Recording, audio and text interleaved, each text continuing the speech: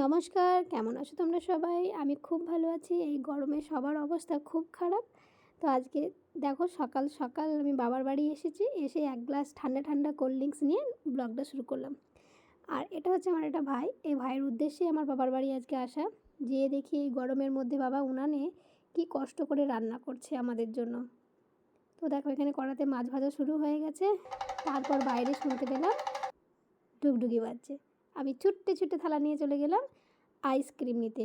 সবারই গরমে খুব অবস্থা খারাপ, তার জন্য আমি আইসক্রিম নিতে গেলাম সবাইকে একটা একটা করে আইসক্রিম খাওয়াবো বলে। তো দেখতেই পাচ্ছ এখানে সবাইকে আমি একটা একটা করে আইসক্রিম দিয়ে দিলাম।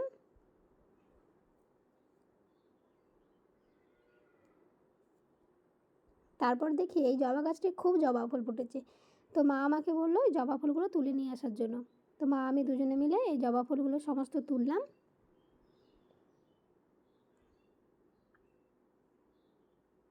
সবুজ গাছের মধ্যে লাল জবা কি সুন্দর দেখতে লাগছে, তাই না?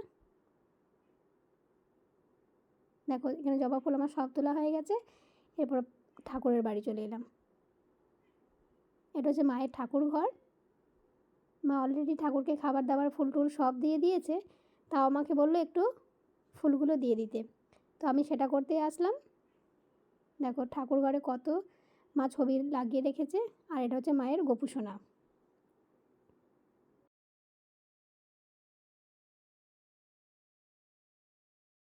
তারপর আমি একটা ছোট্ট মালা গাঁথতে দিয়েছিল, মালা গাঁথার পরে প্রদীপগুলো সাজিয়ে নিলাম। এরপর আমরা নারায়ণ আনতে চলে গেছিলাম। আমাদের পাশেই নারায়ণ মন্দির, নিজেদের বাড়ির ঠাকুর। তারপর এটা হচ্ছে আমার বাবার বাড়ি। দেখো পাশে পাঁচির দিয়া দেখতে পাচ্ছ, ওটা মাটির বাড়ি, ওখানে বাবা রান্না করছিল। আর এখানে দেখলাম নারায়ণ ঠাকুরকে চৌকির মধ্যে বসিয়ে দিয়েছে। এবার তোমাদের বলি, আমি প্রথমে যে ভাইয়ের সাথে তোমাদের পরিচয় করিয়ে দিলাম, সেটা হচ্ছে আমার মায়ের ভিক্ষা ছেলে। তো ওই ভাইয়ের বিয়ে ছিল, তো বিয়ের জন্য তার আগে এরকম অনুষ্ঠান করে ঋণমুক্তর একটা অনুষ্ঠান থাকে।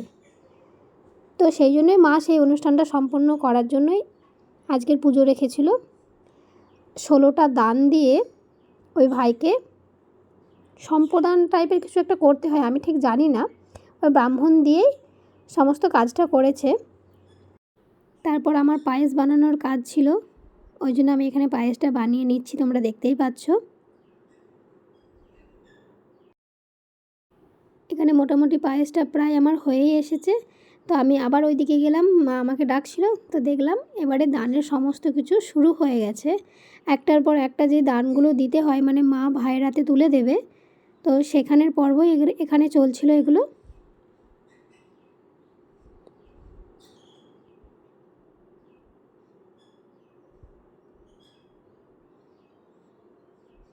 যেহেতু আমি রান্নার দিকেও যাচ্ছিলাম, আরও অন্য কাজে যাচ্ছিলাম, সেহেতু সমস্ত কিছু ভিডিও ক্যাপচার করা আমার পক্ষে সম্ভব হচ্ছিল না। তাই অনেক কিছু আমি মিস করে গেছি। তারপরে আসলাম খাওয়া দাওয়ার পার্টে। তোমরা দেখতেই পাচ্ছ মেনুতে আজকে কী কী বানানো হয়েছিল।